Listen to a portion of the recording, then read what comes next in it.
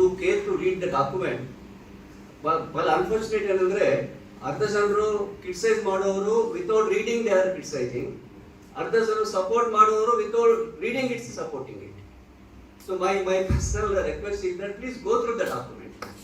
Go through the document. If you have any misconception, if you have any apprehensions, if you have any doubts, I'm sure that this will be cleared if you go through the document carefully. So one major criticism, one group of people, it is done deliberately, that NEP is discussed agilla, ಯಾರಿಗೆ ಗೊತ್ತಿಲ್ಲ, suddenly ಮೇಲೆ ಹಾಕ್ಬಿಟ್ಟಿದ್ದಾರೆ, ರಾಜ್ಯಗಳ ಮೇಲೆ ಬಂದಿದೆ ಅಂತ.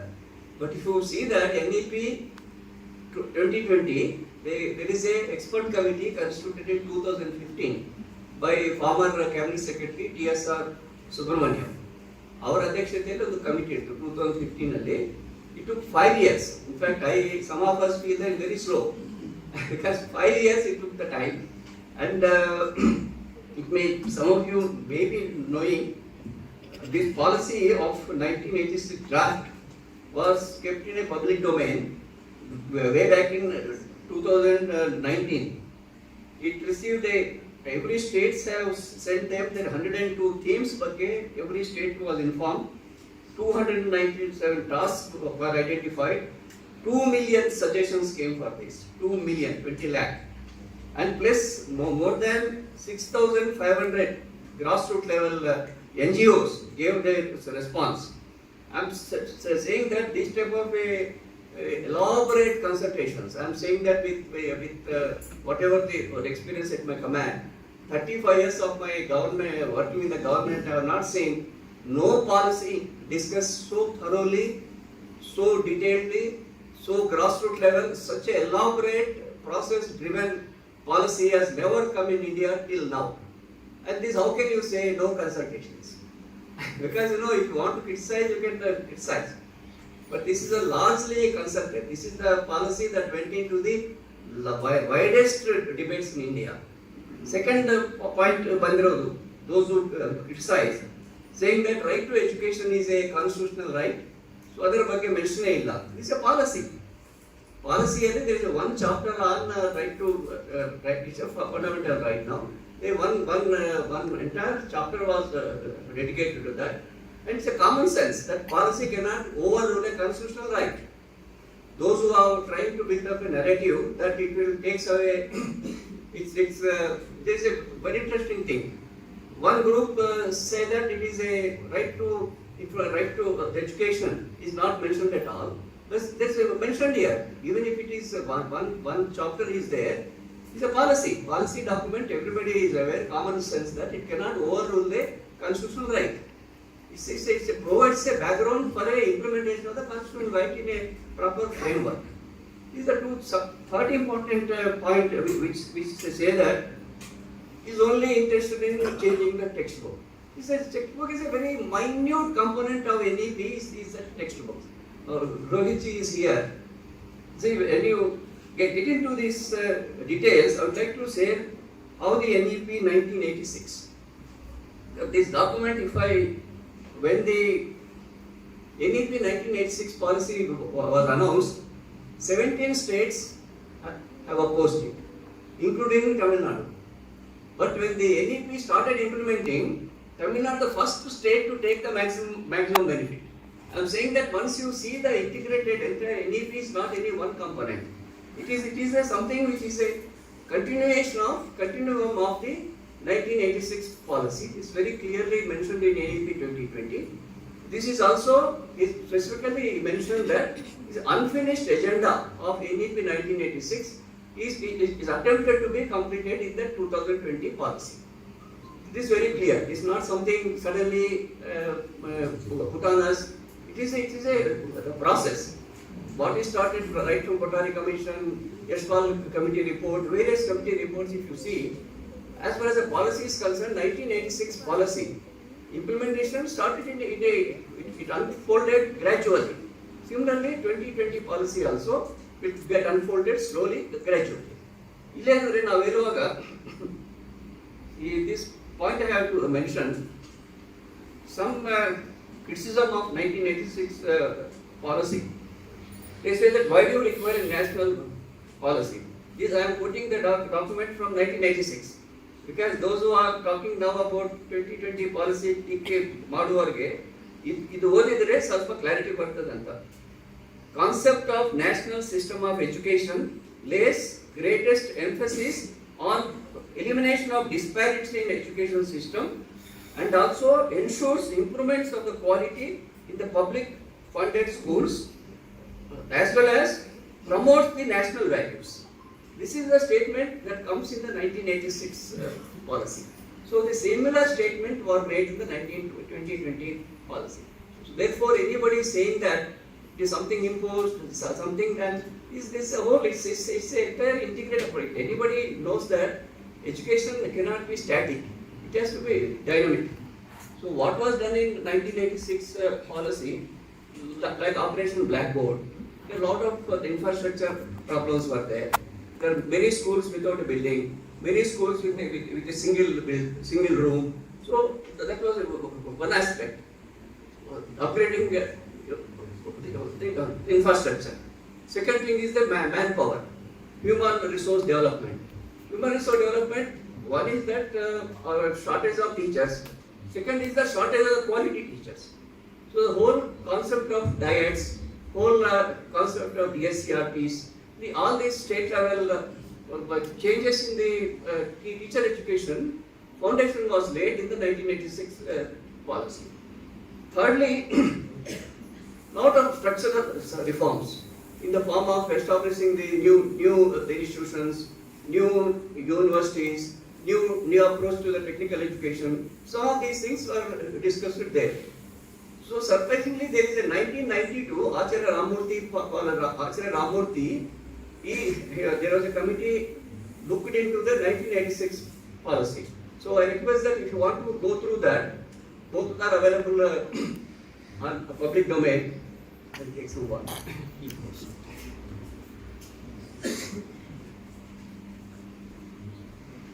So the documents, if you see, 1992 review by the Acharya Ramurthy, I happened to meet Acharya Ramurthy also. Acharya Ramurthy talks about what are the deficiencies in 1986 policy, how do we rectify them, both short term, medium term and the long term. Unfortunately, many of the suggestions of Acharya Ramurthy committee were not implemented due to various reasons. Now, 2020 policy, if you see that, you can see the common thread of right from 86, certain things which are missing, coming to the 1992 Acharya Ramurthy committee report, and then 2020. So we can see a status of a continuum. So then coming to the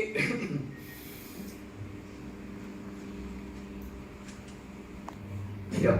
So what are the 2020? Broadly I will discuss, remaining thing I leave for the questions.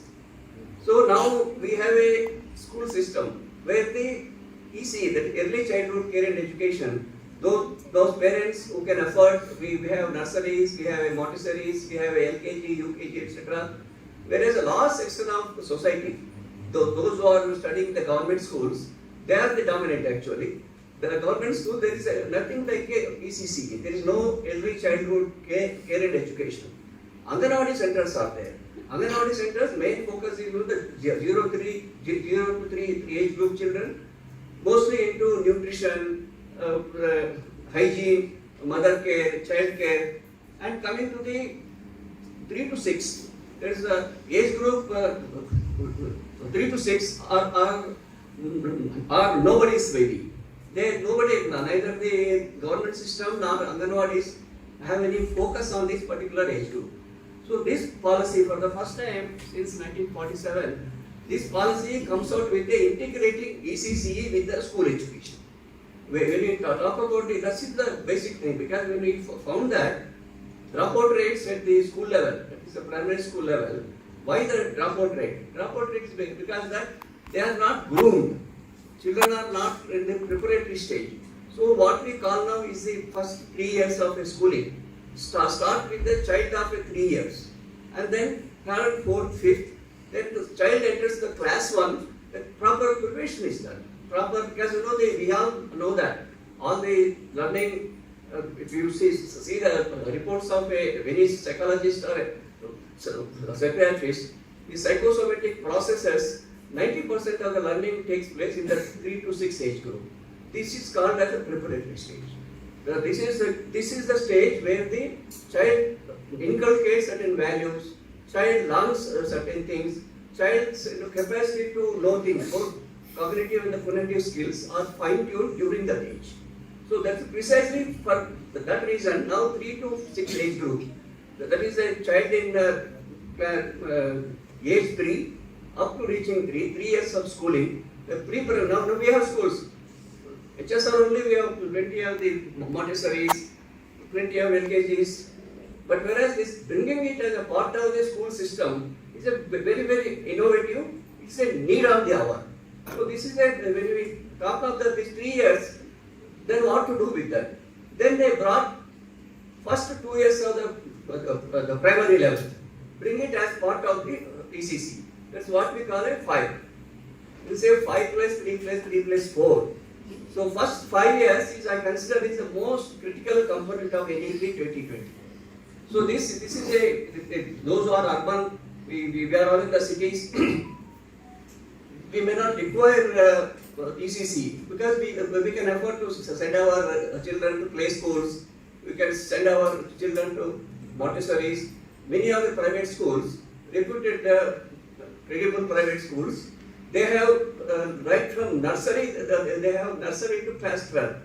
So how do we bring that here into the government system? This is a major transformation that is likely to take place. So here, coming to the, I will not have 3, I will go to the 4.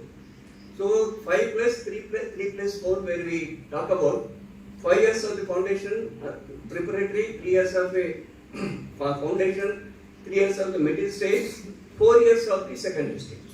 Now we have in our own state, we have a class 9, 10, 11, 12. 11, 12 is a PUC. Some states don't have this difficulty, but Karnataka have this difficulty. We have PUC, we have a composite junior colleges where the school have a PUC.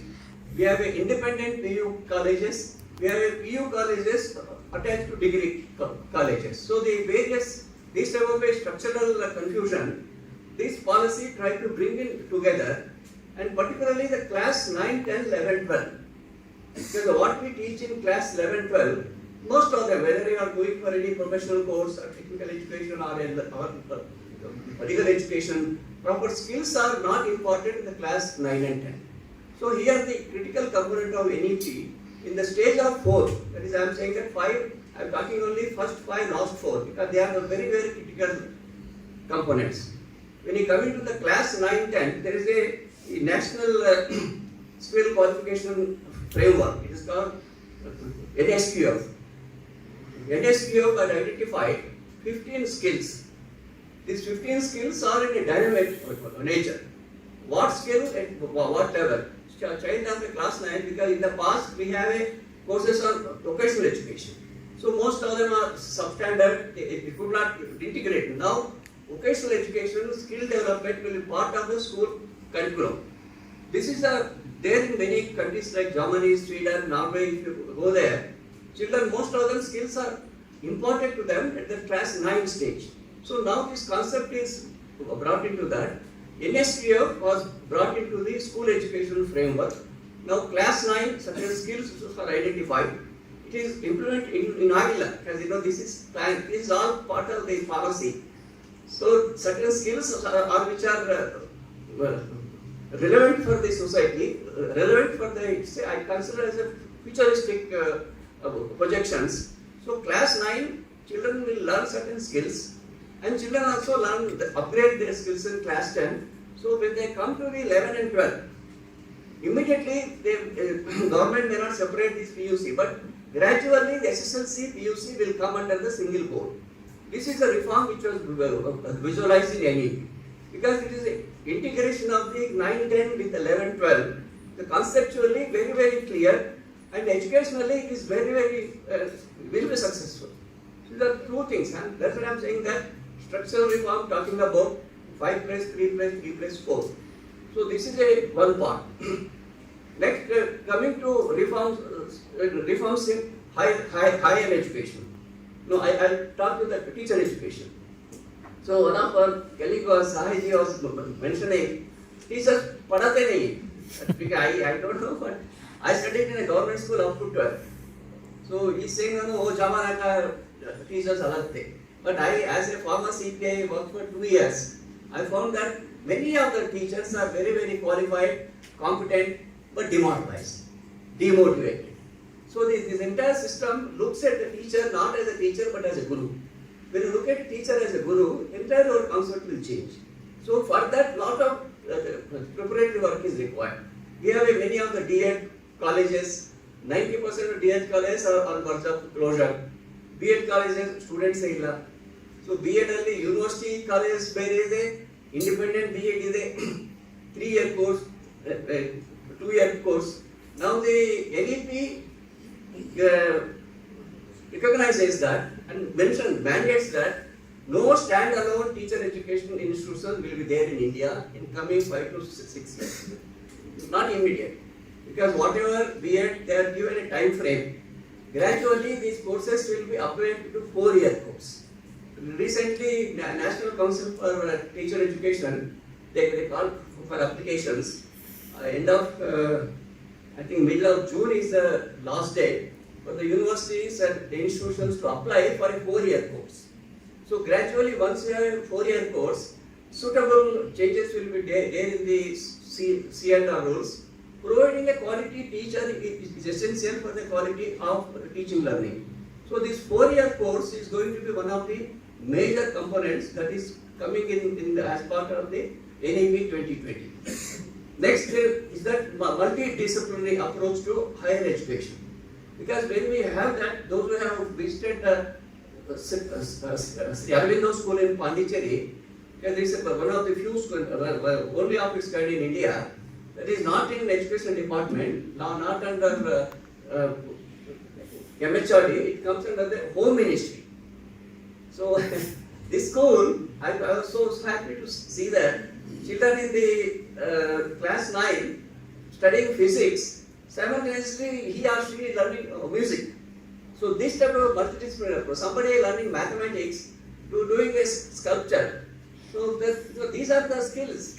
When we are bringing that multidisciplinary approach, both the social sciences and the physical sciences, bringing them together, giving an option to the student to opt for a multidisciplinary course is something very, very innovative. This will come in the engineering stage, medical stage, all the including non-technical courses. This multidisciplinary approach is given the emphasis in NEP 2020.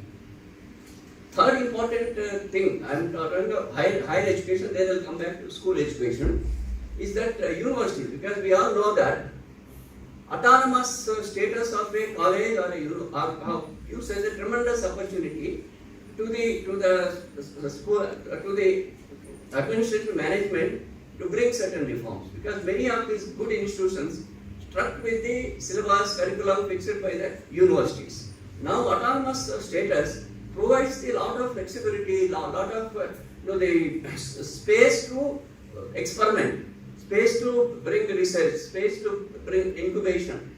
These are the things. Now the focus will be the opportunity is given to independent standalone colleges, whether it's a private or a public, to go for autonomous status.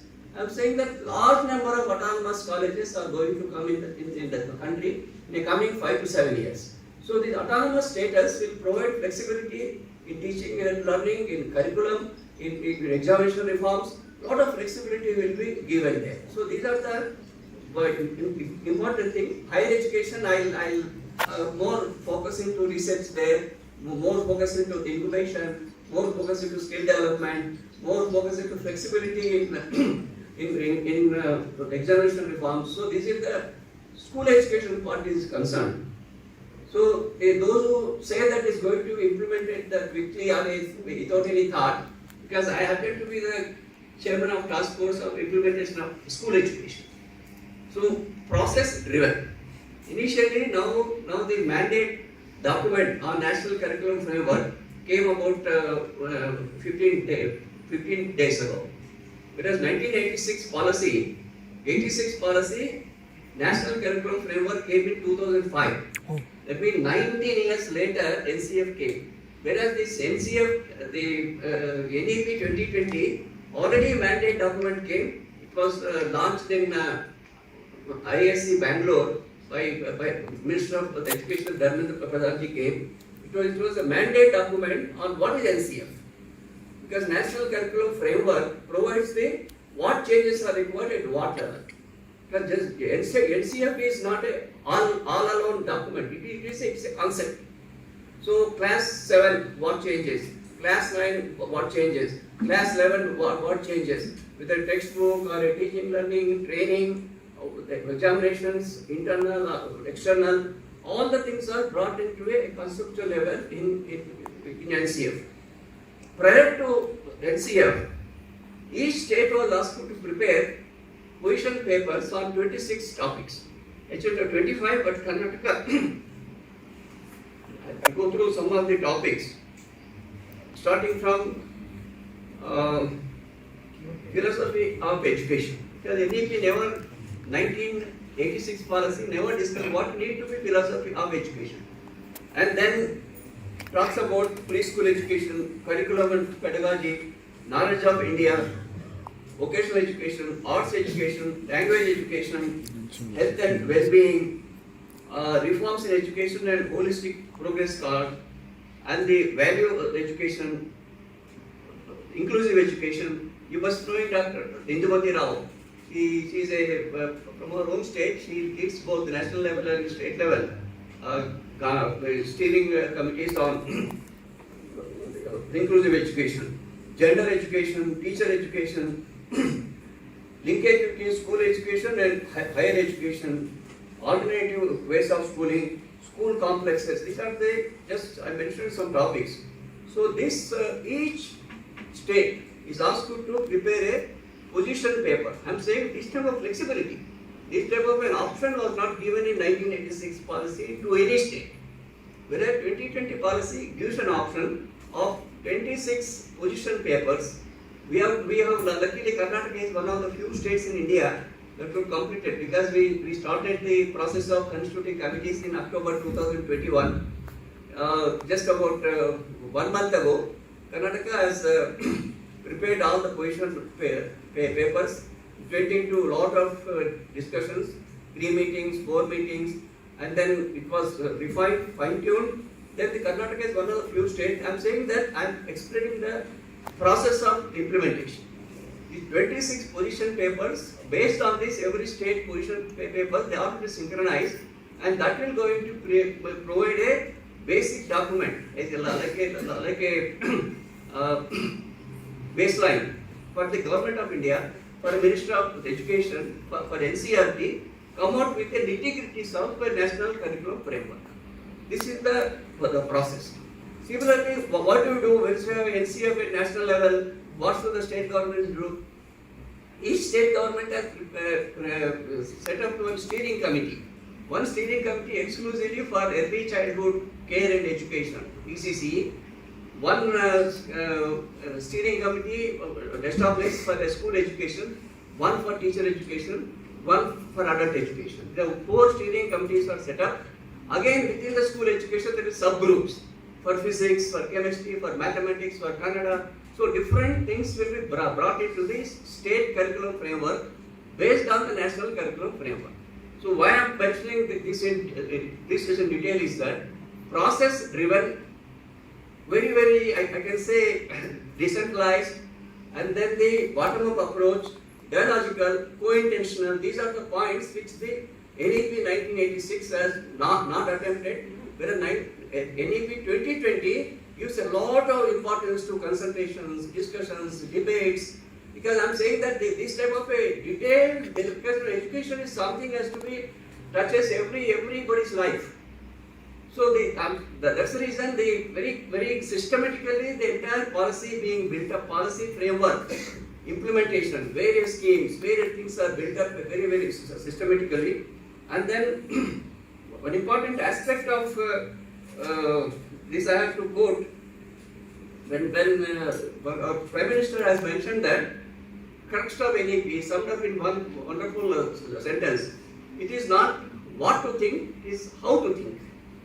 Because we are all made to what to think. The NEP does not talk about what to think, it says how to think. So this is very specific because we were made to see only what to think. No, now we say how to think. So what to how is a very transformative phase, and NEP 2020, the visionary document, it looks at the things in a very comprehensive and integrated way, and it is many points which I can, due to time constraint I am not elaborating. Any specific points, questions if you ask, I can answer. This is the overall, it's a forward-looking, futuristic, visionary policy.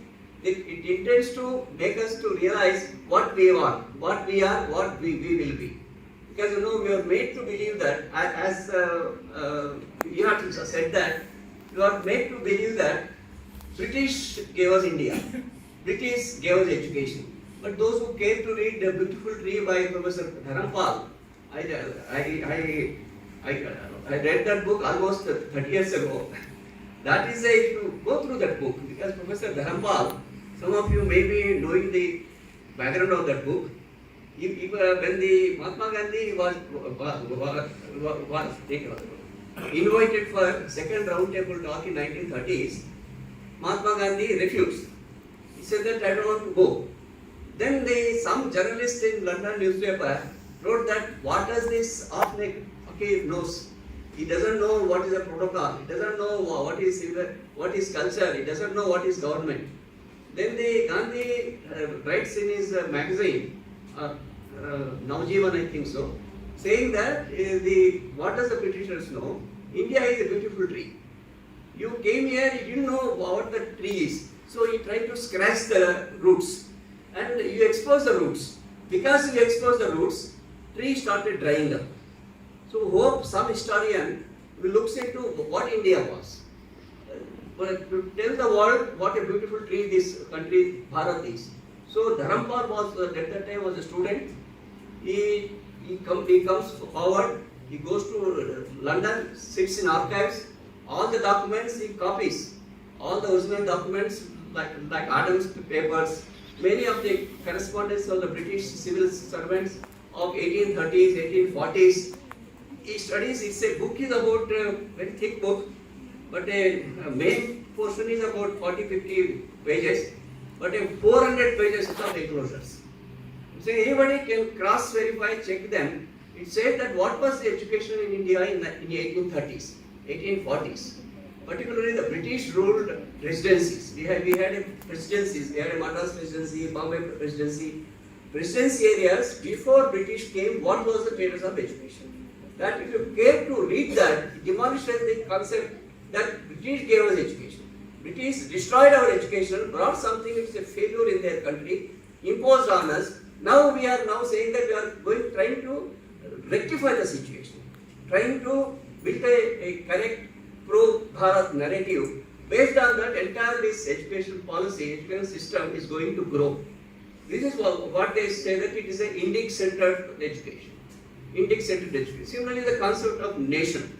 Because we those who read history, we know that concept of nation came in the world only in the Western world after the French Revolution. Before that, they don't know what is the nation. Whereas our concept of Rashtra, our concept of Rashtra is 1,000 years old. It's not a geographical. It's a civilizational. It is a heritage. It is a language. It's a practices, a traditions. Our entire concept of nation is not just a one book. Our people, those believe in a one book and one God, those days have gone. One book solutions don't work in the world anymore. That's the reason, when you are talking about the Indic-centered approach education system is now emerging. Already some states like Assam, Uttar Pradesh, Madhya Pradesh, including Rajasthan, though Tamil Nadu, of course, they form their own subcommittee for NEP. They are calling it NEP again.